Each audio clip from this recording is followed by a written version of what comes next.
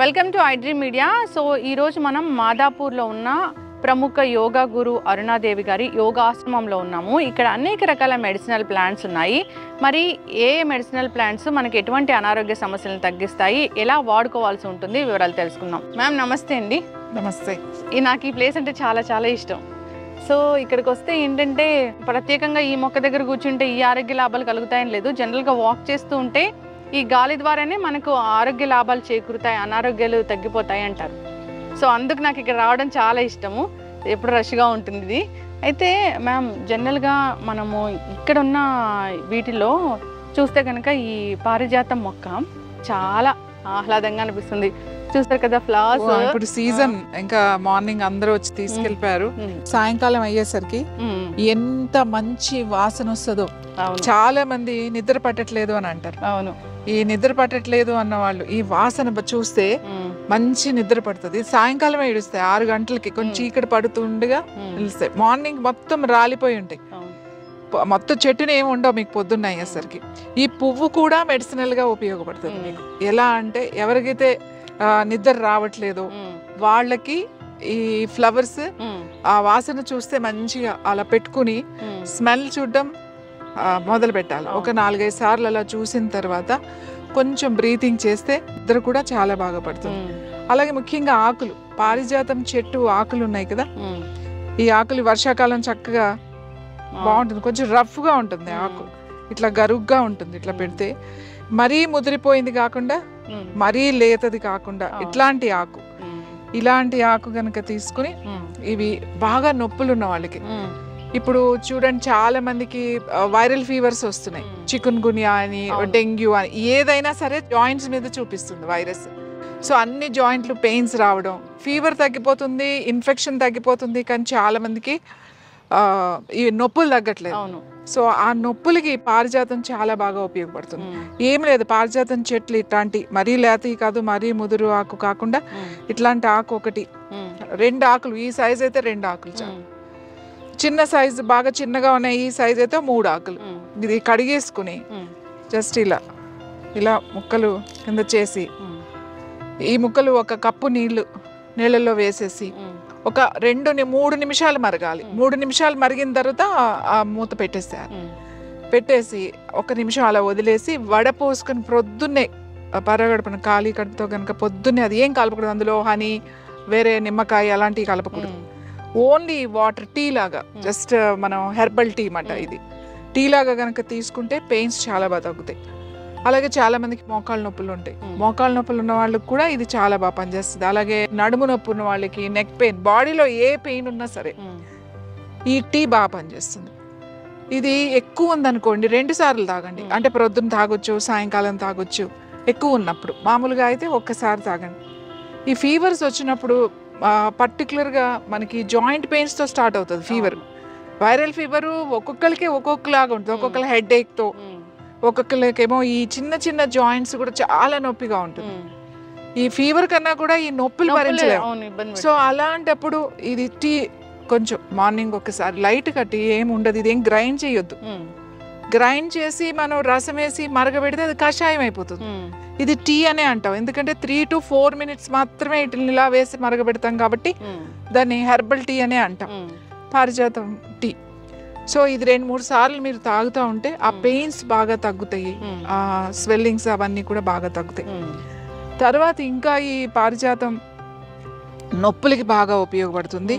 ముఖ్యంగా viral fevers కూడా, pains తో వచ్చే ఫీవర్ అంటే జ్వరం రకరకాలుగా వస్తుంది.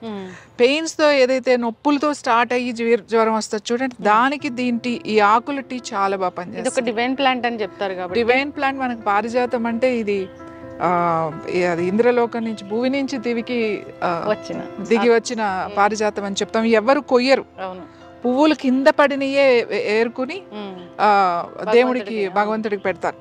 చాలా మంది ఏం చేస్తారంటే, ఇక్కడ కూడా ఒక ఆవిడ వస్తారు, రోజు తీసుకెళ్తారు. సాయంకాలం అటు ఏదన్నా ఒక చిన్న పేపర్ టవల్ వేసేస్తారు.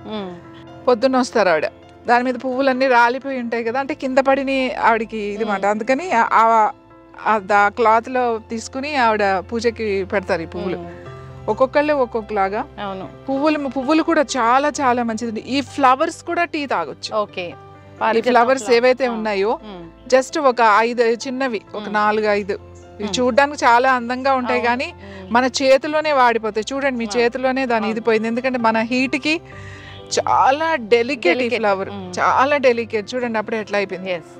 సో ఈ ఒక 4-5 ఫ్లవర్స్ చాలు. నిద్ర పట్టట్లేదు, ఎవరికైతే నిద్ర పట్టట్లేదు మాకు అని అనుకున్నప్పుడు సాయంకాలం అంటే చీకటి పడిన తర్వాత డిన్నర్ చేసిన తర్వాత ఎప్పుడో మెల్లగా ఒక గంట తర్వాత ఒక 5-6 పువ్వులు తీసుకుని ఒక గ్లాస్ నీళ్లు పోసి ఒక 3 to 4 minutes మరగబెట్టండి.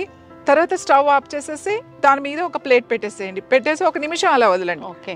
కొద్దిగా వామ్ ఉండాలి, మరి చల్లగా అయిన తర్వాత తాగకూడదు.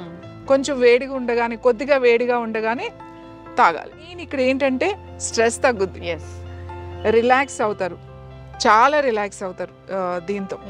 ఇది పెయిన్స్ బాగా తగ్గిస్తుంది, పెయిన్స్ తో వచ్చే ఫీవర్ ని తగ్గిస్తుంది. ఆ ఫ్లవర్స్ తో టీ తాగితే మనకి రిలాక్సింగ్, స్ట్రెస్ బాగా తగ్గుతుంది, నిద్ర బాగా పడుతుంది. అయితే ఇది చాలా పెద్ద, అంటే చాలా ఏజ్ ఎక్కువ ఉన్న చెట్టు కదా మ్యామ్? ఇది చాలా పెద్ద చెట్టు అండి. చిన్న చెట్లు కూడా ఉన్నాయి మనకు అక్కడ, అవి చిన్న చిన్నవి. ఇది చాలా ఇయర్స్ నుంచి ఉంది కాబట్టి చాలా పెద్దది. చాలా మంది పారిజాతం అంటే ఇది అని వెళ్ళిపోతూ ఉంటారు దీన్ని చూసి, బట్ ఇది కూడా పారిజాతం చెట్టు. ఇంకా మేము మన వర్షాలు వచ్చి అంత ఇది అయిపోయిందండి, లేకపోతే ఇంకా పెద్దగా ఉండేది. మళ్ళీ పెంచుకోవచ్చు, కుండీలో కూడా పెంచుకోవచ్చు. మామూలుగా ఇంత కుండీలో పెడితే చక్కగా పెరుగుతుంది.